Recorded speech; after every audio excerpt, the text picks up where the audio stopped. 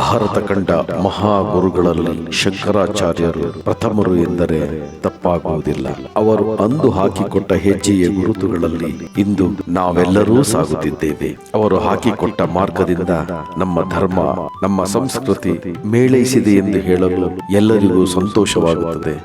ಇಂಥ ಮಹಾಗುರುಗಳ ಅನುಯಾಯಿಗಳಾಗಿ ಇಂದು ಸರಸ್ವತಿಯ ಸೇವೆ ಮಾಡುತ್ತಾ ಗುರುಗಳನ್ನು ನೆನಪಿಸಿಕೊಳ್ಳುತ್ತಾ ಸಾಗುತ್ತಿದ್ದೇವೆ. ಅವರ ಹಾದಿಯಲ್ಲೇ ಹೋದಾಗ ನಮಗೆ ಕಂಡಿದ್ದು ಬೆಂಗಳೂರಿನ ಕೆಂಗೇರಿಯ ಶಾರದಾಂಬಾ ಮಂದಿರ. ಈ ಮಂದಿರದಲ್ಲಿ ಇಂದಿಗೂ ಭಕ್ತರ ಸಂಖ್ಯೆ ಮೇಳೈಸುತ್ತದೆ. ತಾಯಿಯ ಪೂಜೆಯಲ್ಲಿ ಸದಾ ನಿರತರಾಗಿರುತ್ತಾರೆ.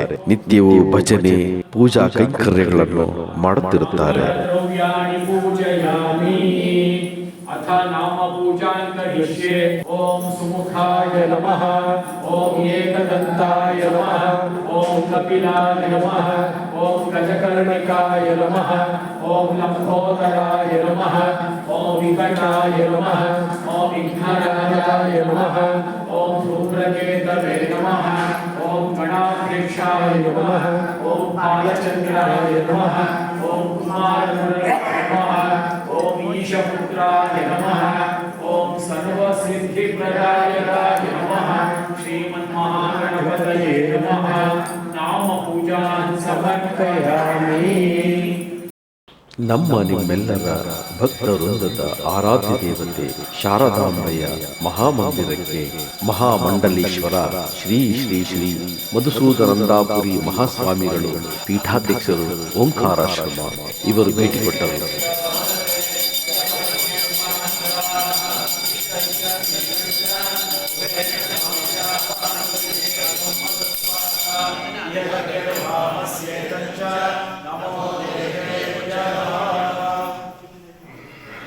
ಭಕ್ತಮಹರ್ಷಿಯ ಓಂಕಾರಾಶ್ರಮ ಮಹಾಸಂಸ್ಥಾನದ ಭಕ್ತ ಮಹಾಶಯ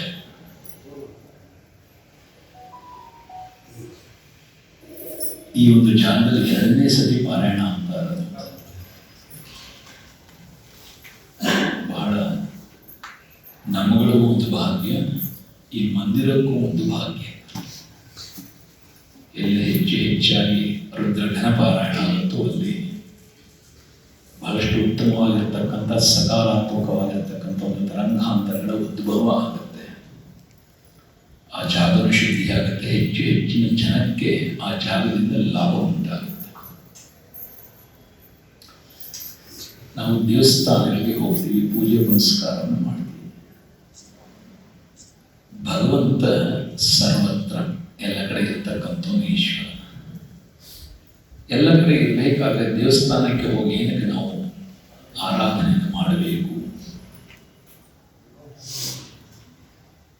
ಈ ದೇವಸ್ಥಾನಗಳೆಲ್ಲವೂ ಕೂಡ ವಿಭೂತಿ ಅಂತ ಹೇಳ್ತೀವಿ. ವಿಭೂತಿ ಯೋಗದಲ್ಲಿ ಭಗವಂತ ಯಾವ್ಯಾವ್ದ್ರಲ್ಲಿ ನಾನು ಇದ್ದೀನಿ ಅಂತಕ್ಕಂಥದ್ದನ್ನು ವಿಶ್ಲೇಷಣೆಯನ್ನು ಮಾಡಿದೆ. ಅರ್ಜುನನ ನಿಮಿತ್ತವಾಗಿಟ್ಕೊಂಡು ನಮಗೆ ಪಾಠವನ್ನು ಭಗವಂತ ಮಾಡಿದ್ದಾನೆ. ಅರ್ಜುನ ನಿಮ್ಮೆಲ್ಲರ ಪರವಾಗಿ ಕೇಳ್ತಾನೆ, ಕೇಶು ಚ ಭಾವೇಶು ಅಂತ ಹೇಳ್ತಾನೆ. ಯಾವ್ಯಾವ ಭಾವನೆಯಲ್ಲಿ ನಾನು ನಿನ್ನನ್ನು ಆರಾಧನೆಯನ್ನು ಮಾಡ್ಬೋದು, ವ್ಯಾವಹಾರಿಕ ಸತ್ವದಲ್ಲಿ ಎಲ್ಲೆಲ್ಲಿ ನೀನು ಇದೆಯಾ ಅನ್ನೋದನ್ನು ನಾನು ಅರ್ಥಕೋಬಹುದು ಅಂತ. ಆದರೆ ಭಗವಂತ ಇರತಕ್ಕಂಥದ್ದು ಎಲ್ಲ ಕಡೆ, ಇಂಥ ಕಡೆ ಇಲ್ಲ ಅಂತ ಹೇಳೋಕ್ಕೂ ಇಲ್ಲ. ನೀವು ಆ ಶುದ್ಧ ಚೇತನ ಇಂಥ ಜಾಗದಲ್ಲಿ ಇಲ್ಲ ಅಂತಕ್ಕಂಥದ್ದು ಹೇಳಲಿಕ್ಕೆ ಸಾಧ್ಯನೇ ಇಲ್ಲ. ಯು ಕೆನಾಟ್ ಸೇ ಈ ಒಂದು ಪರ್ಟಿಕ್ಯುಲರ್ ಪ್ಲೇಸಲ್ಲಿ ಪ್ಯೂರ್ ಕಾನ್ಷಿಯಸ್ನೆಸ್ ಇಲ್ಲ ಅಂತ ಹೇಳಲಿಕ್ಕೆ ಸಾಧ್ಯನೇ ಇಲ್ಲ. ಆ ಭಗವಂತ ಸರ್ವತ್ರ, ಆ ಸರ್ವತ್ರ ಇರ್ತಕ್ಕಂಥ ಭಗವಂತನ ಕೇವಲ ಒಂದೇ ಕಡೆ ನಾನು ಏನಕ್ಕೆ ದೇವಸ್ಥಾನದಲ್ಲಿ ಹೋಗಿ ನೋಡುವಂಥದ್ದು ಅಭಿಪ್ರಾಯ ಏನು, ಮಾಡುವಂಥದ್ದಾದ್ರೂ ಏನು? ನಾನು ಅಲ್ಲಿ ಹೋಗಿ ಇಲ್ಲಿ 2 ವಿಧ ಅಂತ ಹೇಳ್ತೀವಿ. ಭಗವಂತ ಸರ್ವತ್ರ ಎಲ್ಲರಿಗೂ ಗೊತ್ತಿದೆ. ಆ ಸರ್ವತ್ರ ಇರ್ತಕ್ಕಂಥ ಭಗವಂತನನ್ನ ನಾನು ನಿಜವಾಗ್ಲೂ ಸರ್ವದೃಷ್ಟಿಯಿಂದ ಸರ್ವತ್ರ ಭಗವಂತನನ್ನು ನೋಡ್ತಕ್ಕಂಥ ಒಂದು ದೃಷ್ಟಿಯನ್ನು ನನ್ನ ಸಹಿತವಾಗಿ ನನ್ನಲ್ಲಿ ನಾನು ಇದ್ರೆ ನಾನು ದೇವಸ್ಥಾನಕ್ಕೆ ಹೋಗ್ತಕ್ಕಂಥ ಅವಶ್ಯಕತೆ ಇಲ್ಲ. ಅವಾಗ ಯಾರವನು ಅಂತಂದ್ರೆ ಪರಿಪೂರ್ಣ ಜ್ಞಾನಿ ಅಂತ ಹೇಳ್ತೀವಿ. ಅವನನ್ನೇ ಬ್ರಹ್ಮಜ್ಞಾನಿ ಅಂತ ಹೇಳಿದ್ರು, ಸ್ಥಪಜ್ಞ ಅಂತಕ್ಕಂಥ ಮಾತುಗಳನ್ನು ಹೇಳ್ತೀವಿ. ಇನ್ನೊಬ್ಬ ಏನು ಅಂದರೆ ಅವನು ನಾಸ್ತಿಕನಾಗಿರ್ತಕ್ಕಂಥವನು ಈ ಚಾರುವಾಕನ ರೀತಿಯಾಗಿ ಏನನ್ನು ಒಪ್ಪೋದಿಲ್ಲ, ಭಗವಂತನ ಒಪ್ಪಲ್ಲ, ಮುಂದಿನ ಜನ್ಮಗಳನ್ನು ಒಪ್ಪೋದಿಲ್ಲ. ಅವಾಗ ಅವನೇನು ಮಾಡ್ತಾನೆ, ಹಾಸ್ಯಾಸ್ಪದವಾಗಿ ನೋಡಿ ಭಗವಂತ ಎಲ್ಲ ಕಡೆ ಇದ್ದಾನೆ ಅಂತ ನಂಬ್ಕೊಂಡು ಟೈಮ್ ಪಾಸ್ ಮಾಡ್ಕೊಂಡು ಹೋಗ್ತಾನೆ. ಅವನು ದೇವಸ್ಥಾನಕ್ಕೆ ಹೋಗೋದು ಬೇಕಾಗಿಲ್ಲ. ಆದರೆ ಮಿಕ್ಕಿದ ಎಲ್ಲ ವ್ಯಕ್ತಿಗಳು ದೇವಸ್ಥಾನಾದಿಗಳಿಗೆ ಹೋಗಲೇಬೇಕು. ಆ ವಿಭೂತಿ ಏನಿದೆ ಅವನ ದರ್ಶನಕ್ಕೆ ಹೋಗಬೇಕು. ಈಗ ನಾನು ನಿಮಿತ್ತವಾಗಿ ಆ ವಿಗ್ರಹದಲ್ಲಿ ಆರಾಧನೆಯನ್ನು ಮಾಡಿ ಆರತಿಯನ್ನು ತೆಗೆದುಕೊಂಡು ಅವನ ಸಾನ್ನಿಧ್ಯವನ್ನು ಪಾರಾಯಣ ಮಾಡಿದ್ವಿ. ಭಗವಂತ ವಿಶ್ವರೂಪ ವಿರಾಟ ಪುರುಷನಾಗಿರ್ತಕ್ಕಂಥವನು ಭಗವಂತ. ಆದರೆ ಈ ಒಂದು ನಿಮಿತ್ತದಲ್ಲಿ ವಿರಾಟವನ್ನು ನಾವು ಯಾವ ರೀತಿ ನೋಡ್ತೀವಿ ಅಂದರೆ ಚಿಕ್ಕ ಮಕ್ಕಳನ್ನ ನೀವೇನಾದ್ರು ನೀವೆಲ್ಲರಿಗೂ ಅನುಭವ ಇದೆ. ನಿಮ್ಮ ಮಕ್ಕಳು ಚಿಕ್ಕ ಮಗು ಆಗಿದ್ದಾಗ 4 ವರ್ಷ 5 ವರ್ಷ ಮಗು ಇದೆಲ್ಲ ಹೊರಗಡೆ ಕರ್ಕೊಂಡು ಹೋದ್ರೆ ಅವನಿಂದ ಒಂದು ಬೆಟ್ಟ ಇಟ್ಕೊಂಡು ಹಿಡಿತಾನೆ. ಅವನ ಭಾವನೆಯಲ್ಲಿ ಅವನು ಪರಿಪೂರ್ಣ ನನ್ನ ಅಪ್ಪನ ಹಿಡ್ಕೊಂಡಿದ್ದೀನಿ ಅಂತಕ್ಕಂಥ ಭಾವನೆ. ಆ ಹಿಡ್ಕೊಂಡಿರೋದೇ ಒಂದು ಬೆಟ್ಟು, ಆ ಬೆಟ್ಟು ಅವರ ಅಪ್ಪನೇ. ಆ ಮಗುವಿನ ಭಾವನೆ ಪರಿಪೂರ್ಣ ನಮ್ಮ ಅಪ್ಪನನ್ನ ಹಿಡ್ಕೊಂಡಿದ್ದೀನಿ, ನಮ್ಮ ಅಮ್ಮನನ್ನ ಹಿಡ್ಕೊಂಡಿದ್ದೀನಿ. ಅವನಿಗೆ ಆ ಇನ್ಸೆಕ್ಯೂರಿಟಿ ಫೀಲಿಂಗ್ ಹೊರಟೋಗಿರುತ್ತೆ. ನಮ್ಮ ಅಪ್ಪ ಇದ್ದಾನೆ, ನಾನು ಎಲ್ಲಿ, ಯಾಕೆ ನಮ್ಮ ಅಪ್ಪನ ಹಿಡ್ಕೊಂಡಿದ್ದೀನಿ. ಆ ಒಂದು ಭಾವನೆ ಏನಿದೆ, ಆ ಒಂದು ಖಂಡಿತವಾಗಿರ್ತಕ್ಕಂಥ ಒಂದು ಚಿಕ್ಕ ಬೆಟ್ಟಿನಲ್ಲಿ ಅಖಂಡವಾಗಿರ್ತಕ್ಕಂಥ ಅಪ್ಪನನ್ನು ಯಾವ ರೀತಿ ಆ ಮಗು ನೋಡ್ತಾನೆ, ಆ ರೀತಿಯಲ್ಲಿ ವಿಭೂತಿ ಆಗಿರ್ತಕ್ಕಂಥ ಆ ಒಂದು ವಿಗ್ರಹ ಒಂದು ಚಿಕ್ಕದಾದರೂ ಕೂಡ ಅದರಲ್ಲಿ ನಾವು ಅಖಂಡನಾಗಿರ್ತಕ್ಕಂಥ ಭಗವಂತನ ನೋಡ್ತಕ್ಕಂಥ ಒಂದು ದೃಷ್ಟಿ, ಅದಕ್ಕೋಸ್ಕರ ನಮಗೆ ವಿಭೂತಿಗಳ ಬೇಕು ಅಂತ ಹೇಳ್ತೀವಿ. ಆ ರೀತಿಯಾಗಿ ನಮ್ಮ ಮನಸ್ಸಿನಲ್ಲಿ ಯಾವ್ಯಾವ ರೀತಿ ಪ್ರಕಾರ ನಮ್ಮ ಭಾವನೆಗಳಿದೆ, ಆ ಭಾವನೆಗೆ ಆಧಾರವಾಗಿ 33 ಕೋಟಿ ದೇವತೆಗಳ ಉದ್ಭವ ಆಗಿರುವುದು ಇರತಕ್ಕಂಥ ಒಬ್ಬನೇ. ಒಂದು ಬಿಟ್ಟು ಇನ್ನೇನು ಏಕಂ ಸತ ವಿಪ್ರಾಬಹುದಾವದಂತೆ ಅಂತ ಬಹಳಷ್ಟು ಸತಿ ಶಾಸ್ತ್ರ ಮಾತನಾಡುತ್ತೆ. ಆ ಒಂದನ್ನು ನೀವು ಅರ್ಥ ಮಾಡಿಕೊಂಡಾಗ, ಆದರೆ ಅದು ತಿಳಿದಿರ್ತಕ್ಕಂಥವನು ಹಲವಾರು ಅಂತಲೂ ಹೇಳ್ತಾನೆ. ಹಲವಾರು ಅಂದರೆ ಹೇಗೆ, ಬಹಳಷ್ಟು ಸತಿ ನೀವು ಹೇಳಿದ್ದೀನಿ. ನೀವು ತಂದೆ ಆಗಿದ್ದೀರಾ, ತಮ್ಮನಾಗಿದ್ದೀರಾ, ಅಣ್ಣನಾಗಿದ್ದೀರಾ, ಅಪ್ಪನಾಗಿದ್ದೀರಾ, ಮಗನಾಗಿದ್ದೀರಾ, ತಾತನಾಗಿದ್ದೀರಾ. ಅಷ್ಟೊಂದು ನೀವು ಅಂತಂದರೆ ನೀವು ನೀವೇನೆ. ಆ ಒಂದು ಪರಿಚಯ ಏನಾಗ್ತಾ ಇದೆ, ಆ ಒಂದು ಸಂದರ್ಭಕ್ಕೆ, ಆ ಒಂದು ಸಂಬಂಧದ ಆಧಾರದ ಮೇಲೆ ಆ ನಿಮ್ಮ ಪರಿಚಯ ಬೇರೆ ಬೇರೆ ಬೇರೆ ಬೇರೆಯಾಗಿ ಜೀವನದಲ್ಲಿ ನಡೆಸ್ಕೊಂಡು ಹೋಗ್ತಿದ್ದಾರೆ. ಆದರೆ ನಿಮ್ಮ ಹೆಸರಾದಿಗಳು ಏನಿದೆ, ವೆಂಕಟೇಶ್ವರ ನಾಡಿ ಏನೇ ಇರ್ಬೋದು ನಿಮ್ಮ ಹೆಸರು, ಅದು ನಿಮ್ಮನ್ನು ಗುರುತಿಸ್ಲಿಕ್ಕಾಗದೆ ಖಂಡಿತ ಅಲ್ಲ. ಈ ನಿಮ್ಮ ಆ ಶರೀರವನ್ನು ಗುರುತಿಸ್ಲಿಕ್ಕೆ ಹೊರತು ನಿಮ್ಗೆ ಯಾರು ಹೆಸರಿಲಿಕ್ಕೆ ಸಾಧ್ಯ ಇಲ್ಲ. ಆ ಹೆಸರನ್ನ ಅವರು ತಕ್ಕಂಥ ಒಬ್ಬ ಚಿಕ್ಕಪ್ಪ ಅಂತ ಒಬ್ಬ ದೊಡ್ಡಪ್ಪ ಅಂತಾನೆ. ಚಿಕ್ಕಪ್ಪನ ಮಗ ದೊಡ್ಡಪ್ಪನ ಮಗ ಜಗಳಕಾಯಿ, ಅವ್ನು ಚಿಕ್ಕಪ್ಪ ಇಲ್ಲ ಅವ್ನು ದೊಡ್ಡಪ್ಪ ಅಂದರೆ ಚಿಕ್ಕಪ್ಪ ಯಾರು ದೊಡ್ಡಪ್ಪ ಯಾರು? ಒಬ್ಬನೇ ವ್ಯಕ್ತಿ. ಅಣ್ಣನ ಮಗನಿಗೆ ಚಿಕ್ಕಪ್ಪನ ಆದ, ತಮ್ಮನ ಮಗನಿಗೆ ಅವ್ನು ದೊಡ್ಡಪ್ಪನ ಆದ, ಅವ್ನು ದೊಡ್ಡವನ ಚಿಕ್ಕವನ ಇಲ್ಲ ನೋಡ್ತಕ್ಕಂಥ ದೃಷ್ಟಿ. ಅದರಿಂದ ಆ ಏಕಂಸತು ಅಂತಕ್ಕಂಥ ಆ ವಿರಾಟ ಪುರುಷನಾಗಿರ್ತಕ್ಕಂಥ ಆ ಒಂದನೇನಿದೆ, ಸರ್ವತ್ರ ಇರ್ತಕ್ಕಂಥ ಭಗವಂತನೇನಿದ್ದಾನೆ, ಆ ಭಗವಂತನ ಸಾನ್ನಿಧ್ಯವನ್ನು ಅವನ ಪರಿಪೂರ್ಣವನ್ನು ನಾನು ಅರ್ಥೈಸ್ಕೋಬೇಕು ಅಂತಂದರೆ ಆ ವಿಭೂತಿ ಬೇಕು. ಅದಕ್ಕೆ ನಮ್ಮಲ್ಲಿ ಈ ವಿಗ್ರಹಾರಾಧನೆಯನ್ನು ಶುರುವಾಗಿದ್ದು ಆ ರೀತಿಯಾಗಿ. ಯಾಕಂದರೆ ಎಲ್ಲರೂ ಕೂಡ ಪರಿಪೂರ್ಣವಾಗಿ ಆ ವಿಶಾಲ ಮನೋದೃಷ್ಟಿಯನ್ನು ಇಟ್ಟುಕೊಂಡು ಆರಾಧನೆಯನ್ನು ಮಾಡಲಿಕ್ಕೆ ಆಗುವುದಿಲ್ಲ. ಆರಾಧನೆ ಮಾಡ್ತಕ್ಕಂಥ ವಿಧಾನಗಳು ಹಲವಾರು, ವೈದಿಕ, ತಾಂತ್ರಿಕ, ಆಗಮಿಕ. ಆಗಮದಲ್ಲಿ ಬಹಳಷ್ಟು ವಿಧಗಳಿದೆ. ಒಬ್ಬ ನಾವು ವೈಖಾನಸದವನು ಇನ್ನು ಪಾಂಚರಾತ್ರನ ಒಪ್ಪಲ್ಲ, ಪಾಂಚರಾತ್ರದವನು ವೈಖಾನಸ ಒಪ್ಪಲ್ಲ, ಇವೆರಡು ಒಪ್ಪಿರ್ತಕ್ಕಂಥವನು ಶೈವಾಗಮ ಒಪ್ಪಲ್ಲ, ಶೈವಾಗಮದಲ್ಲಿ ವೈದಿಕ ಆಗಮ ಒಪ್ಪಲ್ಲ. ಈ ಆಗಮಗಳು ಹಲವಾರು ಉದ್ಭವವಾಗಿದೆ. ಆದರೆ ಈಗ ನಾನು ಯಾವ ಪದ್ಧತಿಯನ್ನು ಹಿಡ್ಕೊತೀನಿ ಆ ಪದ್ಧತಿಯನ್ನೇ ಮುಂದುವರ್ಸ್ಕೊಂಡು ಹೋಗ್ಬೇಕಾಗಿರ್ತಕ್ಕಂಥದ್ದು. ಈಗ ಮತ್ತೊಂದು ಪದ್ಧತಿಯನ್ನ ಅವನೇ ನಡ್ತಾನೆ, ನಿಮ್ಮ ಪದ್ಧತಿ ಸರಿ ಇಲ್ಲ ಕಣಿಯ, ಈ ಪದ್ಧತಿನಲ್ಲೇ ಮಾಡಬೇಕು ಅಂತಾನೆ. ನನ್ನ ಪ್ರಕಾರ ಅದು ತಪ್ಪಿರುತ್ತೆ, ಇವನ ಪ್ರಕಾರ ಇದು ತಪ್ಪಿರುತ್ತೆ. ಆ ಆಗಮಾದಿಗಳಲ್ಲೂ ಕೂಡ ವಿಧಿ ನಿಯಮ ಹೀಗೆ ಡೂಸ್ ಅಂಡ್ ಡೋಂಟ್ಸ್, ಹೀಗೆ ಮಾಡು, ಹಾಗೆ ಮಾಡಿ, ಹೀಗೆ ಮಾಡಬಾರ್ದು, ಹಾಗೆ ಮಾಡಬಾರ್ದು ಅಂತಕ್ಕಂಥ ವಿಧಿ ನಿಯಮಗಳ ಬಗ್ಗೆ ಮಾತನಾಡುತ್ತೆ. ಆದರೆ ಮೂಲ ಲಕ್ಷ್ಯ ಅಂತ ಏನು, ಆ ಲಕ್ಷ್ಯ ಸಾಕ್ಷಾತ್ ಪರಿಪೂರ್ಣವಾಗಿರ್ತಕ್ಕಂಥ ಆ ಭಗವಂತ ವಿರಾಟ ಪುರುಷನಾಗಿರ್ತಕ್ಕಂಥ ಸರ್ವತ್ರನಾಗಿರ್ತಕ್ಕಂಥ ಅದ್ವೈತ ಸ್ವರೂಪನಾಗಿರ್ತಕ್ಕಂಥ ನಿತ್ಯ ಶುದ್ಧ ಬುದ್ಧ ಮುಕ್ತ ಸ್ವಭಾವನಾಗಿರ್ತಕ್ಕಂಥ ಆ ಪರಮಾತ್ಮನನ್ನು ಅರ್ಥೈಸ್ಕೊಳ್ತಕ್ಕಂಥ, ಅವನನ್ನು ಅರ್ಥ ಮಾಡ್ಕೊಳ್ಳೋದು ಅಂದ್ರೆ ಏನರ್ಥ? ನನ್ನನ್ನು ನಾನು ಅರ್ಥ ಮಾಡ್ಕೊಳ್ಳೋದು. ನನ್ನ ಬಹಳಷ್ಟು ಸತಿ ಹೇಳಿದೆ, ನನ್ನನ್ನು ಹೊರತುಪಡಿಸಿ ಬೇರೆ ಭಗವಂತ ಇಲ್ಲ.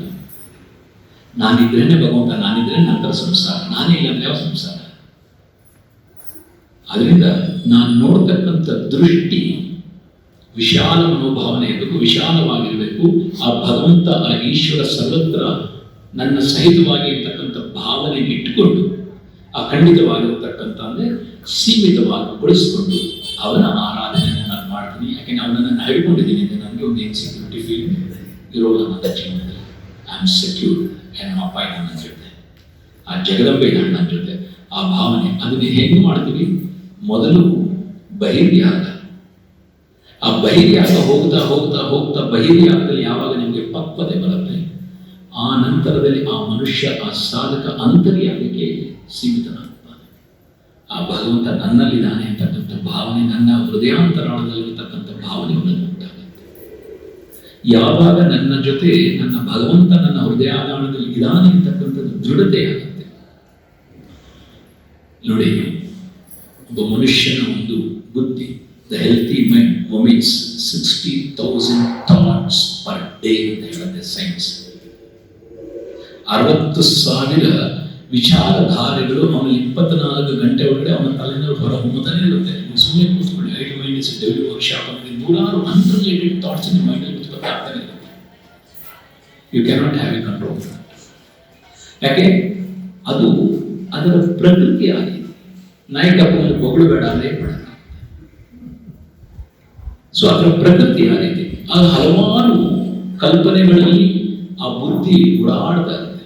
ಅದಕ್ಕೆ ತಕ್ಕಂತೆ ನಾನು ಒಂದು ವಿಚಾರವನ್ನು ನೋಡಿದಾಗ ಆ ಮನಸ್ಸು ಆ ಕಲ್ಪನೆ ಜೊತೆ ಡೋಲಾಯಮಾನವಾಗಿ ಜೀವನ ನಡೆಸ್ತಾ ಇದೆ. ಈಗ ನನ್ನಲ್ಲಿ ಹಲವಾರು ವಿಚಾರಧಾರೆಗಳು ಬಂದವಲ್ಲಯ್ಯೋ, ಪ್ರತಿಯೊಬ್ಬನು ಅನ್ಕೊಂಡಿರ್ತೀನಿ, ಹಾಳಾಗ್ತೀನಿ, ಬೇರೆ ಕೆಲಸ ಇಲ್ಲ, ಏನೇನೋ ಯೋಚನೆ ಮಾಡುತ್ತೆ ಅನ್ಕೊಂಡಿರ್ತಿರೋ ಇಲ್ವೋ, ಪ್ರತಿಯೊಬ್ಬನು ಅನ್ಕೋತ ನಿಜ ತಾನೆ. ಆದರೆ ಈಗ ನಾನೇನಾದ್ರು ಒಂದನ್ನು ಮಾಡಬೇಕು ಅಂತ ನಿರ್ಧಾರವನ್ನು ತೆಗೆದುಕೋಬೇಕಾದ್ರೆ ಆ ಯೋಚನೆಗಳು ಒಂದಲ್ಲ 100 ಸತಿ ನನ್ನ ತಲೆಯಲ್ಲಿ ಬರುತ್ತೆ. ಆ ಯೋಚನೆಗಳು 100,000 ಸತಿ ನನ್ನ ತಲೆಗೆ ಬಂದ ಮೇಲೆ ನಂತರದಿಲ್ಲ ಕಣೆ, ಇದನ್ನ ಮಾಡಬೇಕು ಅಂತ ಆ ಯೋಚನೆ ಹೋಗ್ತಾ ಹೋಗ್ತಾ ಹೋಗ್ತಾ ಯಾವಾಗ ದೃಢವಾಗುತ್ತೆ ಅವಾಗ ಇದನ್ನು ಮಾಡಬೇಕು ಅಂತಕ್ಕಂಥ ಒಂದು ಸಂಕಲ್ಪವನ್ನು ತೆಗೆದುಕೊಳ್ತಾನೆ. ಆ ಸಂಕಲ್ಪ ಈಗ ಇದು ಮಾಡ್ಬೇಕಣೆ ನಾನು ಮನಸ್ಸಲ್ಲಿ ಬಂದಿದೆ, ಆಯ್ತು, ಆದರೆ ಪೋಸ್ಟ್ಪೋನ್ ಆಗ್ತಾನೇ ಇರುತ್ತೆ. ಆ ಸಂಕಲ್ಪದಲ್ಲೂ ದೃಢತೆ ಬರಬೇಕು, ನಾನು ಮಾಡಲೇಬೇಕು. ಆ ಸಂಕಲ್ಪ ಯಾವಾಗ ದೃಢವಾಗುತ್ತೆ ಅವಾಗಲೇ ಕಾರ್ಯಗಳಾಗಲಿಕ್ಕೆ ಸಾಧ್ಯ. ಇಲ್ಲಾಂದ್ರೆ ನಾನು ಅನ್ಕೊಂಡಿದ್ದೀನಿ, ಬಹಳಷ್ಟು ವರ್ಷ ಅನ್ಕೊಂಡಿದ್ದೀನಿ, ಯಾಕೋ ಕೆಲಸ ಆಗ್ತಾ ಇಲ್ಲ. ಯಾರು ಹೇಳೋಣ ಈ ಮಾತು? ಹೇಳ್ತಿರೋ ಏನಕ್ಕೆ? ಆ ಸಂಕಲ್ಪದಲ್ಲಿ ಸಂಕಲ್ಪ ಇದೆ, ಮಾಡಬೇಕು ಅಂತಕ್ಕಂಥ ಅಭಿಲಾಷೆ ಇದೆ. ಆ ಅಭಿಲಾಷೆ ಹಿಂದೆ ದೃಢತೆ ಇಲ್ಲ ಮನಸ್ಸಿನಲ್ಲಿ. ಯಾವಾಗ ಆ ದೃಢತೆ ಬರುತ್ತೆ ಅವಾಗಲೇ ಅದು ಕಾರ್ಯಸಿದ್ಧಿ ಆಗಲಿಕ್ಕೆ ಸಾಧ್ಯ. ನೆನ್ನೆ ದಿನ ಮಾತನಾಡುವಾಗ ಹೇಳಿದೆ, ಏನು ಮನಸ್ಸನ್ನ ಎದುರುಗೊಂದಿಸಬೇಡಿ ನೀವು ಅಂತ. ಈಚೆ ಬಂದಮೇಲೆ ಒಬ್ರು ಕೇಳಿದ್ರೆ, ಸ್ವಾಮಿ ಅಷ್ಟು ಮಾತ್ರ ಹೇಳ್ಬಿಟ್ರಿ ನೀವು, ಎದೆ ಗುಂದಿಸ್ಬೇಡ ಅಂತ. ಆದ್ರೆ ಎದೆ ಗುಂದಿಸ್ತಾ ಇರೋದು ಹೇಗೆ ಅಂತ ಹೇಳಿಲ್ವಲ್ಲ ನೀವು. ಬಹಳ ಉತ್ತಮವಾಗಿರ್ತಕ್ಕಂಥ ಪ್ರಶ್ನೆ.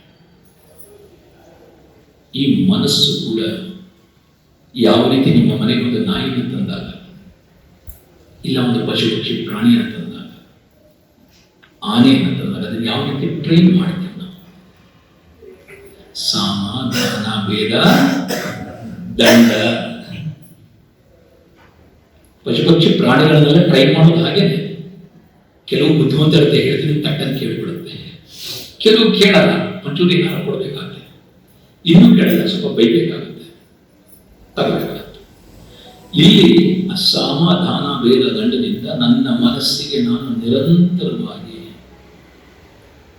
ನನ್ನ ಆಲೋಚನೆಯಲ್ಲಿ ನನ್ನ ಮನಸ್ಸಿಗೆ ನಾನು ಪಾಠ ಮಾಡಬೇಕು. ಲೇ, ಅಲ್ಲೋದು ಪ್ರಯೋಜನ ಇಲ್ಲ, ಸುಮ್ಮನೆ ಅವಮಾನ ಆಗುತ್ತೆ ಕಣೋ ನಿನಗೆ, ಯಾಕೋ ಹೋಗಿ ಹೋಗಿ ಹೋಗಿ ವಾಪಸ್ ಬರ್ತೀಯ? ಬೇಡ, ಹೋಗೋದು ಬೇಡ. ಅಲ್ಲೆಲ್ಲೋ ಏನೋ ಯೋಚನೆ ಮಾಡಿ ಯಾವಾಗ ವಾಪಸ್ ಅಂತ ಕರ್ಕೊಂಡು ಮನಸ್ಸನ್ನು ಕರ್ಕೊಂಡು ಬರಬೇಕು. ನಿನ್ನಲ್ಲಿ ಅಪಾರವಾಗಿರ್ತಕ್ಕಂಥ ಶಕ್ತಿ ಇದೆ ಕಣಯ್ಯ, ಅತಿ ಉತ್ತಮವಾಗಿರ್ತಕ್ಕಂಥ ಶಕ್ತಿ ನಿನ್ನಿಂದಲೇ ಇರೋದು ಅಂತಕ್ಕಂಥ ಮನಸ್ಸಿಗೆ ಅವಾಗವಾಗ ತಿಳಿ ಹೇಳ್ತಾ ಇದ್ರೆ ಮನಸ್ಸಿನಲ್ಲಿ ದೃಢತೆ ಜಾಸ್ತಿ ಆಗುತ್ತೆ. ಚೆನ್ನಾಗಿ ಅರ್ಥ ಮಾಡ್ಕೊಳ್ಳಿ. ಇದು ಏನೆಯ ಅದೇಗೆ ನಾವು ಹೇಳ್ಕೊಳಕ್ಕಾಗುತ್ತೆ ಅಂತ ಅನಿಸುತ್ತೆ. ಆದರೆ when you train your mind, when you take your intellect, ಮನುಷ್ಯ ಏನ್ ಬೇಕಾದ್ರೂ ಸಾಧನೆ ಮಾಡಬಹುದು. ನಾನೇ ಉದಾಹರಣೆ, ಬೇರೆ ಯಾರು ಉದಾಹರಣೆ ನಾನು ತಗೊಳಕ್ಕೆ ಇಷ್ಟವಿಲ್ಲ. ಒಂದು ತಿಂಗಳು ನಾನು ಮಣಿಮಹೇಶ ಅಂತ ಒಂದು ಪರ್ವತ ಇದೆ ಹಿಮಾಚಲ ಪ್ರದೇಶ. ಅದಕ್ಕೆ ಒಂದು 7 ಕೈಲಾಸದಲ್ಲೂ ಒಂದು ಕೈಲಾಸ ಅಂತ ಹೇಳ್ತಾರೆ. ಅಮರನಾಥದ ಒಂದು ಯಾತ್ರೆ ಮುಗಿದ ಮೇಲೆ ಮಣಿಮಹೇಶನ ಯಾತ್ರೆ ಶುರುವಾಗುತ್ತೆ. ಒಂದು ದಿನ ನಡೆಗೆ ಅದೆಲ್ಲ ಫುಲ್ಲು ಮೈನಸ್ ಟೆಂಪರೇಚರು, ಸ್ನೋ ಮೇಲೆ ನಡ್ಕೊಂಡು ಹೋಗ್ಬೇಕು, ಐಸ್ ಮೇಲೆ ನಡ್ಕೊಂಡು ಹೋಗ್ಬೇಕು. ಅಲ್ಲಿ ಒಂದು ದೊಡ್ಡದೊಂದು ಕೂಡ ಇದೆ. ಬಹುಶಃ ಈ ಬಿಲ್ಡಿಂಗ್ 2 ಪಟ್ಟು 3 ಪಟ್ಟು ದೊಡ್ಡ ಪ್ರಯತ್ನ ದೊಡ್ಡದೇ ಇರ್ಬೋದು. ಒಂದು ಎಕರೆ ಅಷ್ಟು ಜಾಗದಲ್ಲಿ ಒಂದು ಕೊಳ ಇದೆ. ಮೆಟಲ್ ಮಾಡಿದ್ದಾರೆ. ಕೊಳದ ಮೇಲೆಲ್ಲ ನಿಮಗೆ ಐಸ್ ನಿಂತಿರುತ್ತೆ. ಹಿಂಗೆ ಐಸ್ನೆಲ್ಲ ತಳ್ಳಿದ್ರೆ ಸ್ವಲ್ಪ ಇಟ್ಟಪ್ಪಕ್ಕೆ ಒಂದು 10 mm 20 mm ಥಿಕ್ನೆಸ್ ಐಸ್ ಇರುತ್ತೆ. ಮಿನಿಮಮ್ 10 mm ಅದನ್ನೆಲ್ಲ ತಳ್ಳಿಬಿಟ್ಟು ಕೆಳಗಡೆ ನೀರು ಹಾಗೆ ಮೈನಸ್ ಟೆಂಪರೇಚರ್. ಅಲ್ಲಿ 1 ತಿಂಗಳು ವಾಸ ಆಯಿತು. ಅಲ್ಲಿ 1 ತಿಂಗಳು ಯಾತ್ರೆ. ಅಲ್ಲೇನು ಮಾಡ್ತಾರೆ, ರಜೋ ಪ್ರಧಾನ ಹಾಗೂ ತಮೋ ಪ್ರಧಾನ ಆರಾಧನೆ ಹಳ್ಳಿ ಜನ ಮಾಡ್ತಾರೆ. ಅಲ್ಲಿ ಆ ಒಂದು ಕೊಳಕ್ಕೆ ಬಂದು ಪೂಜೆ, ಆ ಕೊಳಕ್ಕೆ ಪೂಜೆ ಮಾಡ್ತಾರೆ. ಬಲಿ ಪ್ರಧಾನವಾಗಿ ಕೆಲವರು ತಮೋ ಪ್ರಧಾನದಲ್ಲಿ, ರಜೋ ಪ್ರಧಾನದಲ್ಲಿ ಬಲಿಯನ್ನು ಕೊಡ್ತಾರೆ. ಅದೇ ಸಪ್ತ ಪ್ರಧಾನದಲ್ಲಿ ಆಹಾರಗಳನ್ನು ಕೂಡ ವಿತರಣೆ ಮಾಡ್ತಾರೆ. 1 ತಿಂಗಳು ಯಾವ ರೀತಿ ಅಮರನಾಥದಲ್ಲಿ ಆಹಾರವನ್ನು ದಾನವನ್ನು ಮಾಡ್ತಾರೆ, ಅನ್ನದಾನವನ್ನು ಮಾಡ್ತಾರೆ, ಆ ರೀತಿಯಲ್ಲೂ ಮಾಡ್ತಾರೆ. 1 ತಿಂಗಳು ಫುಲ್ ಚಳಿ. ನಮಗೆ ನಾವು ಸ್ನಾನ ಮಾಡಬೇಕಾಗಲ್ಲ. ನಾವು ಮನಸ್ಸಿಗೆ ನೋಡೋ ಚಳಿ ಆಗೋದು ಶರೀರಕ್ಕೆ ಕಣ, ನಿನ್ಗೆಂತ ಚಳಿನೋ ಅಂತಕ್ಕಂಥ ಟ್ರೈ ಮಾಡಿದ್ಮೇಲೆ 1 ತಿಂಗಳು ಕೂಡ ಮಿನಿಮಮ್ 1 hour ಕೋಪಿನ ಕರ್ಕೊಂಡು ಕದ್ದೆಲ್ಲ ಕರ್ಕೊಂಡು ಜಪ ಮಾಡಿ ಎದುರಬೇಕು. ಆದರೆ ಇವತ್ತಿನ ದಿನ ನಾನು ಸಮ್ಮರ್ಲು ಬಿಸಿಲಿಲ್ಲ ಅಂದ್ರೆ ಏನಿದು ಹೀಗೆ ಅವಾಗಲೂ ನಾನೇ ಮಾಡಿದ್ದು, ಇವಾಗಲೂ ನಾನೇ. ಯಾವ ರೀತಿ ಇದು? ಕೇವಲ ಮನಸ್ಸು. ನೀವು ಮನಸ್ಸನ್ನು ನೀವು ಪದೇ ಏನು ನಿಮ್ಮ ಮನಸ್ಸಿನಲ್ಲಿ ಹೇಳ್ಕೊತಾ ಇರ್ತೀರ ಆವೃತ್ತಿ ಆಗುತ್ತೆ. ಈಗ ನಾನು ಸಂಸಾರದಲ್ಲಿ ಹಲವಷ್ಟು ತೊಂದರೆಗಳಿದೆ, ಬಹಳಷ್ಟು ಜನಕ್ಕೆ ದುಃಖ ಆಗುತ್ತೆ, ಮಾನಸಿಕ ಕುಸಿತ ಆದಾಗ ಈ ಸಂದರ್ಭಾನುಸಾರ ಆ ವ್ಯಕ್ತಿಗಳಿಗೆ ಈ ರೀತಿಯಾಗಿರ್ತಕ್ಕಂಥ ಅಭಿಪ್ರಾಯಗಳು ಈಚೆ ಬಂದಿದೆ. ಸೊ ಅವರ ಅಭಿಪ್ರಾಯನ ನೋಡ್ಕೋಬೇಕು. ನಾನು ಯಾಕೆ ಎದುರ್ಕೊಳ್ಬೇಕು ಅಂತಕ್ಕಂಥ ಭಾವನೆಯನ್ನು ನೀವು ಬೆಳೆಸ್ಕೊಂಡಿದ್ಯಾ ಆದರೆ ಸಂಸಾರದಲ್ಲಿ ಆನಂದವಾಗಿ ಜೀವನ ನಡೆಸ್ತೀರ. ನಿಮ್ಗೆ ಏನೇ ಕಷ್ಟಗಳಿದ್ರು ಅದರಿಂದ ಹೊರಗಡೆನೂ ಬರ್ತೀರ. ಇದು ಒಂದೇ ಅಲ್ಲ, ಆರೋಗ್ಯಕ್ಕೂ ಕೂಡ ಶರೀರದಲ್ಲಿ ರೋಗ ರುಜಿನಗಳು ಬಂದಾಗ ಮಾನಸಿಕ ಖಿನ್ನತೆಯಿಂದಲೂ ಕೂಡ ಈಚೆ ಬರ್ಬೋದು. ದಿನೇ ದಿನ ಆ ರೋಗ ರುಜಿನಗಳಿಂದಲೂ ಕೂಡ ನಾವು ಈಚೆ ಬರ್ಬೋದು. ಮನದೇವ ಕಾರಣ ಅದು ಬಂದ ಮೋಕ್ಷ. ಅದರಿಂದ ಈ ಮನಸ್ಸು ಯಾವ ರೀತಿ ಆ ಒಂದು ಮಗು ತಂದೆನ ಹಿಡ್ಕೊಂಡು ಒಂದು ಬೆಟ್ಟನ ಹಿಡ್ಕೊಂಡು ಇಡೀ ನಮ್ಮ ಅಪ್ಪನ ಹಿಡ್ಕೊಂಡಿದ್ದೆ, ನನಗೇನು ಭಯ ಅಂತಕ್ಕಂಥ ಒಂದು ಭಾವನೆ ಆ ಮಗುವಿನಲ್ಲಿ ಯಾವ ರೀತಿ ಇದೆ. ನಿಮ್ಮ ಹೃದಯಾಂತರದಲ್ಲಿ ಜಗದಪ್ಪಿ ಯಾವಾಗಲೂ ವಾಸ ಮಾಡ್ತಿರ್ತಾರೆ. 365 days ವಾಸ ಮಾಡ್ತಾರೆ. ನೀವು ನಂಬದೇ ಇರಲಿ ಅವಳಂತೆ ನಿಮ್ಮನ್ನು ಬಿಟ್ಟು ನೀವು ಇಲ್ಲ ಕಣೆ ನನ್ನಿಂದ ನಾನು ಅವಳನ್ನು ಈಚೆ ತೆಗೆದಾಗ್ತಿದ್ದು ನೀವು ತೆಗೆದು ಹಾಕಕ್ಕಾಗಲ್ಲ. ಅವಳು ಯಾವಾಗಲೂ ವಿರಾಜಮಾನ ಆಗಿರ್ತಾರೆ. ಆ ಈಶ್ವರ ನಿಮ್ಮ ಹೃದಯಾಂತರಾಳದಲ್ಲಿ ಯಾವಾಗಲೂ ಇರ್ತಕ್ಕಂಥ. ಆದರೆ ಅದನ್ನು ನಾನು ಒಪ್ಕೋಬೇಕು, ಅದನ್ನು ನಾನು ಅರ್ಥೈಸ್ಕೋಬೇಕು. ಅವಾಗ ಅವನ ಲಾಭವನ್ನು ನಾವು ಪಡಿತೀವಿ. ದೇವಸ್ಥಾನದ ಮುಂದೆ ಒಬ್ಬ ಭಿಕ್ಷುಕ 20-30 ವರ್ಷ ಕೂತ್ಕೊಂಡು ಭಿಕ್ಷೆ ಬೇಡ್ಕೊಂಡಿದ್ದ. ಬಂದವರಲ್ಲ ಅಮ್ಮ ಅಮ್ಮ ಅಮ್ಮ. ಕೊನೆಗೆ ಶರೀರ ಬಿಟ್ಟ ದೇವಸ್ಥಾನದವರೆಲ್ಲ ನೋಡಿದ್ರು, ಏನೇ 3 ಹೊತ್ತು ಇಲ್ಲೇ ಕೂತ್ಕೊಂಡು ಭಿಕ್ಷೆ ಬೇಡ್ತಾ ಇದ್ದೀವಿ ಕಲ್ಲಿನ ಮೇಲೆ, ಈ ಕಲ್ ತೆಗೆದು ಒಂದು ಸಮಾಧಿ ಇಲ್ಲೇ ಮಾಡೋಣ. ಕಲ್ ತೆಗೆದು ಅಪಾರವಾಗಿರ್ತಕ್ಕಂಥ ಅವನಿಗೆ ಖನಿಜ ಸಂಪತ್ತು ಎಲ್ಲ ಸಿಕ್ತು ಒಳಗಡೆ.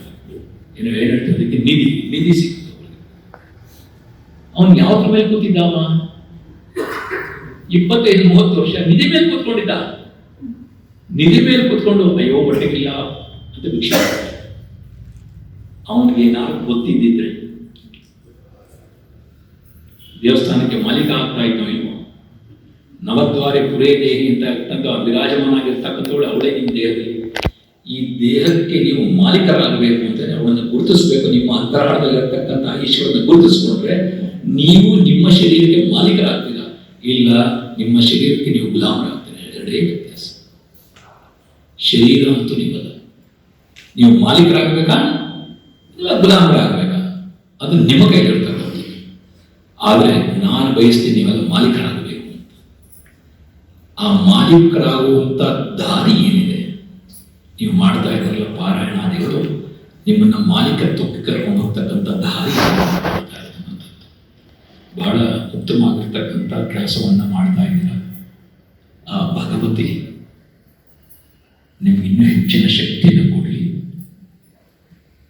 ಈ ವಿಭೂತಿ ಏನಿದೆ ಅಂದರೆ ನಮ್ಮ ಆರಾಧನೆ ಒಂದು ನಿಮಿತ್ತವನ್ನು ಮಾಡಿಕೊಂಡು ಆ ವಿರಾಟ ಪುರುಷನ ಜಗದಂಬೆಯನ್ನ ಈಶ್ವರನ ನಾವೇನು ಆರಾಧನೆ ಮಾಡ್ತಾ ಇದ್ವಿ, ಆ ಒಂದು ಅದು ನಿಮಿತ್ತವಾಗಿ ನಿಮ್ಮೆಲ್ಲರಿಗೂ ಕೂಡ ಆ ಒಂದು ಜ್ಞಾನದ ಒಂದು ಪ್ರಕಾಶ ನಿಮ್ಮೆಲ್ಲರೂ ಕೂಡ ಮೂಡಲಿ ಅಂತ ಹೇಳ್ತಾರೆ. ನಮ್ಮನ್ನು ಕರೆಸ್ತಿದ್ದರು ಮಾತನಾಡಲಿಕ್ಕೆ ಅವಕಾಶ ಮಾಡಿಕೊಟ್ಟಂತೆ ಈ ಶಂಕರ ಮಠದ ಪದಾಧಿಕಾರಿಗಳಿಗೆ ಮನಪೂರ್ವಕವಾಗಿ ಹರಿಸ್ತಾರೆ. ಎಲ್ಲರೂ ಸೇರಿ ಪದಾಧಿಕಾರಿಗಳಿಂದ ಅಧ್ಯಕ್ಷರನ್ನು ಹೊರತುಪಡಿಸಲ್ಲ, ಅಧ್ಯಕ್ಷರ ಸಹಿತವಾಗಿ ಎಲ್ಲ ಪದಾಧಿಕಾರಿಗಳಿಗೆ ಮನಪೂರ್ವಕವಾಗಿ ಹರಿಸ್ತಾರೆ. ಎರಡು ಮಾತನ್ನು ಮುಗಿಸ್ತೇನೆ. ಹರಿ ಓಂ.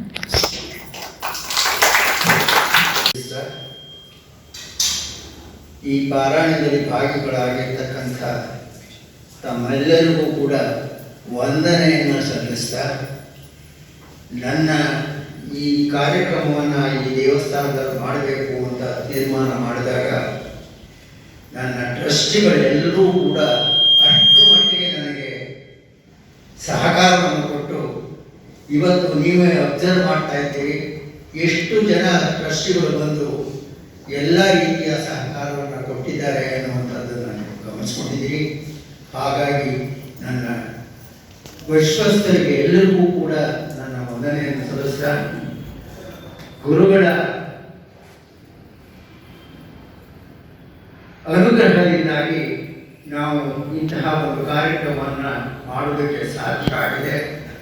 ಇದಕ್ಕೆ ಕಾರಣಕರ್ತರೆ ಗುರುಗಳು ಎಲ್ಲರನ್ನೂ ಕೂಡ ಪ್ರೇರೇಪಿಸಿದ್ದಾರೆ.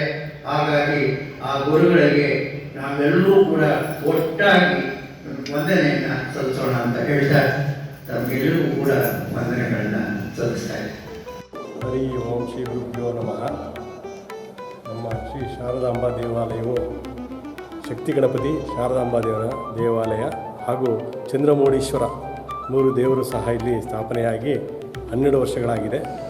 ಸೊ ಇದು 12 ವರ್ಷದಿಂದ ನಡ್ಕೊಂಡು ಬರ್ತಾ ಇದೆ.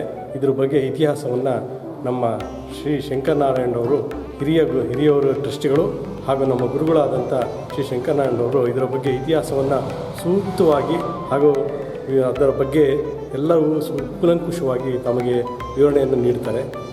ಶ್ರೀ ಗುರುಭ್ಯೋ ನಮಃ. ಹರಿ ಓಂ.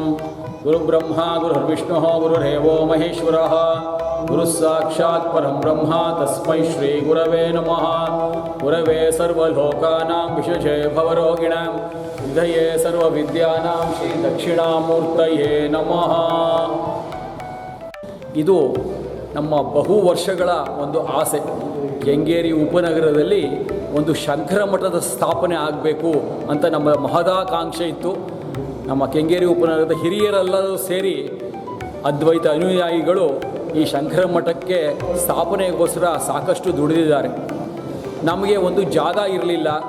ಆಗ ನಮ್ಮ ಕೆಂಗೇರಿ ಉಪನಗರದ ಹಿರಿಯ ಚೇತನಗಳೆಲ್ಲ ಸೇರಿ ಒಂದು ಸಂಘವನ್ನು ನಾವು ಕಟ್ಕೊಂಡ್ವಿ. ಏನು ಅಂದರೆ ಶಂಕರ ಸೇವಾ ಸಮಿತಿ ಅಂತ 15 ವರ್ಷದ ಹಿಂದೆ ಒಂದು ಸಂಘವನ್ನು ಕಟ್ಟಿಕೊಂಡು ನಮ್ಮ ಟ್ರಸ್ಟಿಗಳ ಒಬ್ಬರ ಮನೆಯಲ್ಲಿ ಒಂದು ರೂಮನ್ನು ಸ್ಥಳಾವಕಾಶ ಕೋರಿ ಅಲ್ಲೇ ಶಂಕರ ಭಗವತ್ಪಾದ ಶಾರದಾಂಬನವರ ಫೋಟೋಗಳನ್ನು ಛಾಯಾಚಿತ್ರಗಳು ಇಟ್ಟು ಭಜನೆಗಳನ್ನು ಮಾಡಿ ಗುರುಗಳಲ್ಲಿ ಪ್ರಾರ್ಥನೆ ಮಾಡಿಕೊಂಡ್ವಿ. ಒಂದು ನೆಲೆ ಮಾಡಿಕೊಡಪ್ಪ ಕೆಂಗೇರಿ ಉಪನಗರದಲ್ಲಿ ಅಂತ ಹೇಳಿದಾಗ ನಮಗೆ ಒಬ್ಬೊಂದು ಪ್ರೇರಣೆ ಆಯಿತು. ಪ್ರದೋಷ ಪೂಜೆಗಳನ್ನು ನೀವು ಮಾಡಬೇಕು ಅಂತ ಒಂದು ಪ್ರೇರಣೆ ಆದಾಗ ನಮ್ಮ ಉಪನಗರದ ಎಲ್ಲ ವಿಪ್ರ ಬಾಂಧವರ ಮನೆಗಳಲ್ಲಿ ಪ್ರದೋಷ ಪೂಜೆಯನ್ನು ಮಾಡುವ ಒಂದು ಕೈಂಕರ್ಯಕ್ಕೆ ನಾವು ಸಂಕಲ್ಪ ಮಾಡಿದ್ವಿ. ಮನೆಗಳಿಗೂ ಹೋಗಿ ಪ್ರದೋಷದ ದಿನ ಸಂಜೆ ಹೊತ್ತು ನಾವು ಆಫೀಸೆಲ್ಲ ಮುಗಿಸ್ಕೊಂಡು ಹೋಗಿ ಸಂಜೆ 6 ಗಂಟೆಗೆ ಶುರು ಮಾಡಿ 8 ಗಂಟೆಯವರೆಗೂ ಎಲ್ಲರ ಮನೆಗಳಲ್ಲೂ ಪ್ರದೋಷ ಪೂಜೆಯನ್ನು ನಾವು ಯಾವುದೇ ಫಲಾಪೇಕ್ಷತೆ ಇಲ್ಲದೆ ಮಾಡಿ ಅದನ್ನು ಮಾಡಿದ್ವಿ. ಸರಿ, ನೀವು ನಿಮ್ಮ ನಂಬಿಕೆತಿರೋ ಬಿಡ್ತಿರೋ 108ನೇ ಪ್ರದೋಷ ಪೂಜೆಯಲ್ಲಿ ನಮಗೆ ಸ್ಥಳಾವಕಾಶ ಸಿಕ್ತು. ಮೈ ರೋಮಾಂಚನವಾಗುತ್ತೆ. ಕ್ಯಾಪ್ಟನ್ ಅನ್ನಪೂರ್ಣಮ್ಮ ಅಂತ ಒಬ್ಬರು ಶೃಂಗೇರಿಯ ಗುರುಗಳ ಪರಮ ಭಕ್ತೆ ಆಕೆ ಕ್ಯಾಪ್ಟನ್ ಅನ್ನಪೂರ್ಣಮ್ಮ ಅಂತ. ಅವರು ಇಲ್ಲಿ ಒಂದು ನಿವೇಶನ 50/80 ಒಂದು ನಿವೇಶನವನ್ನು ಇಲ್ಲಿ ಇಟ್ಕೊಂಡಿದ್ರು. ಅವರು ಮದುವೆ ಆಗಿರಲಿಲ್ಲ. ಅವರ ತಂಗಿನೂ ಒಬ್ಬರು ಸನ್ಯಾಸಿನಿ ಆಗಿದ್ದರು.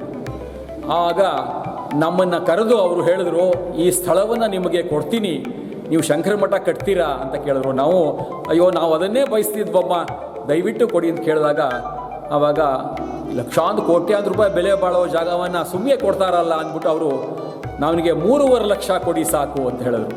ಅದು ಕೂಡ ಹೊಂದಿಸೋದಕ್ಕೆ ನಮಗೆ ಕಷ್ಟವಾಗಿತ್ತವಾಗ. ನಾವೆಲ್ಲ ಮಿಡ್ಲ್ ಕ್ಲಾಸು, ಕೆಲಸ ಮಾಡ್ತಾ ಇದ್ದವರು, ಸಂಬಳದಲ್ಲಿ ಜೀವನ ಮಾಡ್ತಿದ್ದವರು. ಹಾಗಾಗಿ ಸಾಲ ಸೋಲ ಮಾಡಿ 3.5 ಲಕ್ಷವನ್ನು ಹೆಂಗೋ ಹೊಂದಾಣೆ ಮಾಡಿ ಆಕೆಗೆ ರಿಜಿಸ್ಟ್ರೇಷನ್ಗೋಸ್ಕರ ಖರ್ಚಿಗೆ ಕೊಟ್ಟು ಈ ಒಂದು ಸ್ಥಳವನ್ನು ಅವರು 50/80 ದೊಡ್ಡ ಸ್ಥಳವನ್ನು ನಮಗೆ ಶಂಕರ ಮಠ ಸ್ಥಾಪನೆಗೆ ಕೊಟ್ಟರು. ಅವರಿಗೆ ಇವತ್ತಿಗೂ ನಾವು ಚಿರಋಣಿಯಾಗಿದ್ದೇವೆ. ಹಾಗೆ ಈಗ ಕಟ್ಟುವ ಒಂದು ಜವಾಬ್ದಾರಿ ನಮ್ಮ ಮೇಲೆ ಬಂತು. ನಾವೊಂದು 15 ಜನ ಟ್ರಸ್ಟಿಗಳಿದ್ವಿ. ಹೇಗೆ ಕಟ್ಟೋದು ಅಂತ ಹೇಳಿದಾಗ ಮನೆಗಳಿಗೆ ಭಿಕ್ಷೆ ಎತ್ತಿ ಎಲ್ಲ ಭಕ್ತಾದಿಗಳನ್ನ ಸಂಪರ್ಕ ಮಾಡಿ ಶೃಂಗೇರಿ ಹಿಂದಿನ ಧರ್ಮಾಧಿಕಾರಿಯಾದ ಗೌರಿಶಂಕರ್ ಅವರನ್ನು ಸಹಾಯವನ್ನು ಕೇಳಿದ್ವಿ. ಅವರು ಕಿಂಚಿತ್ ಸಹಾಯವನ್ನು ಮಾಡಿದ್ರು. ಮಾಡಿ ಎಲ್ಲ ಸೇರಿ ಒಂದು 80-85 ಲಕ್ಷ ಒಂದು ಉದಾರವಾದ ಕಾಣಿಕೆ ಇಂದ ನಾವು ಈ ಒಂದು ಶಂಕರ ಮಠದ ಒಂದು ಕಟ್ಟಡಕ್ಕೆ ನಿರ್ಮಾಣಕ್ಕೆ ಒಂದು ಕೈ ಹಾಕಿದ್ವಿ. ದೇವರ ಕೃಪೆ, ಶಾರದಾಂಬೆ ಕೃಪೆಯಿಂದ ಆದಷ್ಟು ಶೀಘ್ರವಾಗಿ ಇದು ಮುಗಿಯಿತು. ಇದಕ್ಕೆ ಕಾರಣಕರ್ತರು ನಮ್ಮ ಮಾಜಿ ಅಧ್ಯಕ್ಷರಾದ TS ಚಂದ್ರಶೇಖರ್ ಅವರು ಸಾಕಷ್ಟು ಇದನ್ನು ಮುತುವರ್ಜಿ ವಹಿಸಿ ಮಾಡಿದ್ರು. ಸ್ವತಃ ಇಂಜಿನಿಯರ್ ಆಗಿದ್ದರು. ಸೊ ಹಾಗಾಗಿ ಇದಾದ ತಕ್ಷಣವೇ ನಾವು ಶೃಂಗೇರಿಗೆ ತೆರಳಿದ್ವಿ. ಶೃಂಗೇರಿ ಮಹಾಸನ್ನಿಧಾನ ಅವ್ರಿಗೆ ನಾವು ಬೇಡ್ಕೊಂಡ್ವಿ, ಹೀಗೆ ನಾವು ಮಾಡಿದ್ದೀವಿ, ತಾವು ಬಂದು ಇದನ್ನು ಉದ್ಘಾಟನೆ ಮಾಡಿಕೊಡ್ಬೇಕು ಅಂತ ಅವ್ರನ್ನ ಕೇಳಿದಾಗ ಮಹಾಸನ್ನಿಧಾನ, ಆವಾಗಿನ್ನೂ ಸನ್ನಿಧಾನ ಅವ್ರದ್ದಿನ್ನೂ ಪಟ್ಟಾಭಿಷೇಕ ಆಗಿರಲಿಲ್ಲ. ಮಹಾಸನ್ನಿಧಾನರವರು ಅದನ್ನು ಖಂಡಿತ ಸಂತೋಷದಿಂದ ಒಪ್ಕೊಂಡ್ರು. ಖಂಡಿತ ನಾನು ಬೆಂಗಳೂರಿಗೆ ಬರೋ ಕಾರ್ಯಕ್ರಮ ಇದೆ, ಬಂದಾಗ ನಿಮ್ಮ ದೇವಸ್ಥಾನನೂ ನಾನು ಬರ್ತೀನಿ ಅಂತ ಹೇಳಿದಾಗ 2012 ಮಾಘ ಶುದ್ಧ ಪಾಲ್ಗುಣ ಶುದ್ಧ ದ್ವಾದಶಿ, ಅವತ್ತು ಸಂಜೆ ಪ್ರದೋಷ ಕೂಡ ಇತ್ತು. ಪಾಲ್ಗುಣ ಶುದ್ಧ ದ್ವಾದಶಿ ಎಂದು ಮಹಾಸನ್ನಿಧಾನ ಅವರು ಇಲ್ಲಿಗೆ ಚಿತ್ತೈಸಿ ಎಲ್ಲ ಕಾರ್ಯಕ್ರಮಗಳನ್ನು ಮಾಡಿ ತಾಯಿ ಅವರೇ ಸ್ವಹಸ್ತದಿಂದ ಶಾರದಾ ಮಾತೆಗೆ, ಶಾರದಾಂಬೆಗೆ ಸಹಸ್ರ ಕಳಶಾಭಿಷೇಕವನ್ನು ಮಾಡಿ ನಮ್ಮನ್ನೆಲ್ಲ ಹರಸಿ ಅಸಂಖ್ಯವಾದ ಸಂಖ್ಯೆಯಲ್ಲಿ ಸೇರಿದ್ದ ಭಕ್ತಾದಿಗಳಿಗೆ ತಮ್ಮ ಅನುಗ್ರಹವನ್ನು ಮಾಡಿ ಒಂದು ಮಾತು ಹೇಳಿದ್ರು. ಇವತ್ತು ಜ್ಞಾಪಕವಿದೆ.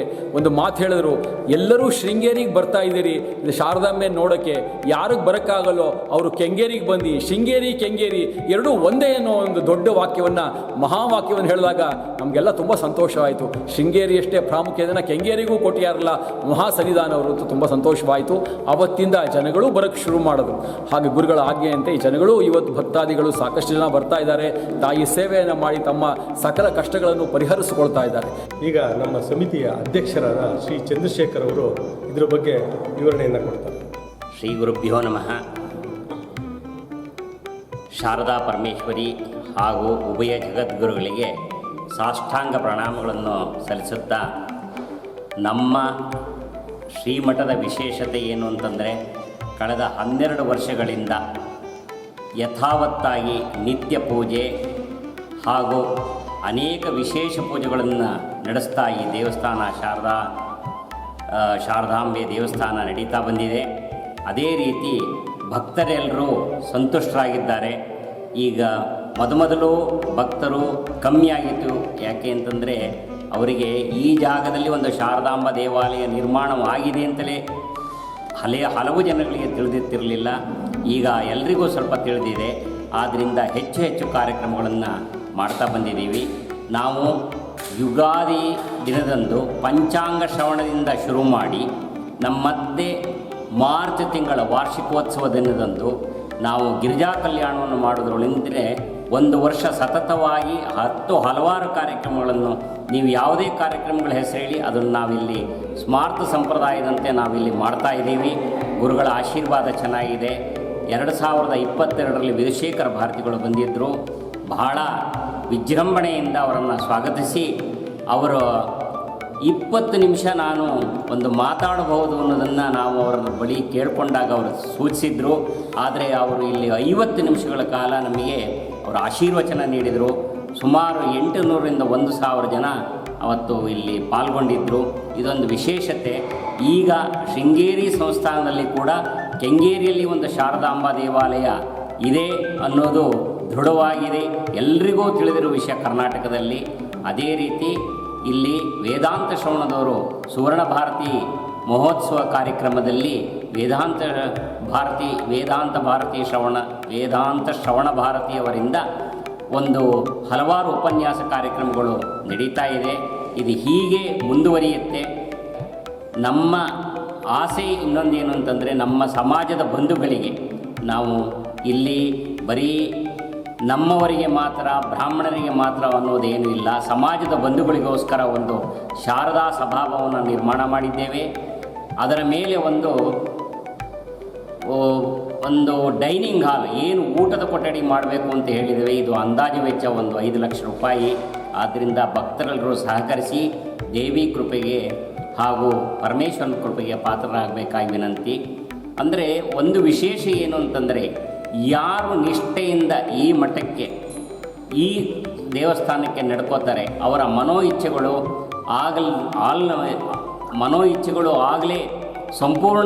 ಫಲವನ್ನು ಕೊಟ್ಟಿದೆ ಅಂತ ಅವರೇ ಬಂದು ನಮಗೆ ಹೇಳಿದ್ದಾರೆ. ಮೊನ್ನೆ ಒಂದು ದಿವಸ ಒಬ್ಬರು ಬಂದು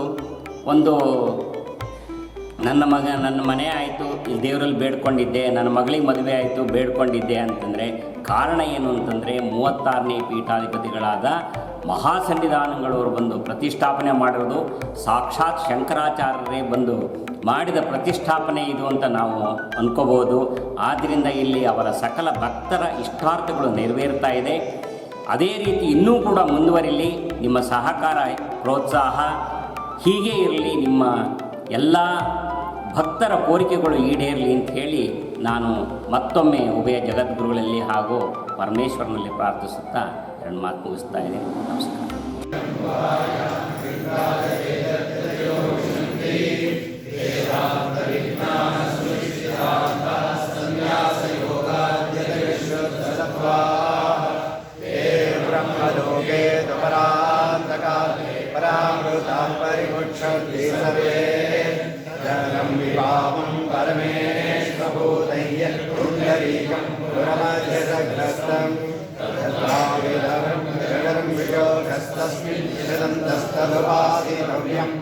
यो वेदातोस्वर प्रोक्तो वेदान्ते च प्रतिष्ठितः तस्य प्रकृतिरस्य परः स महेश्वरः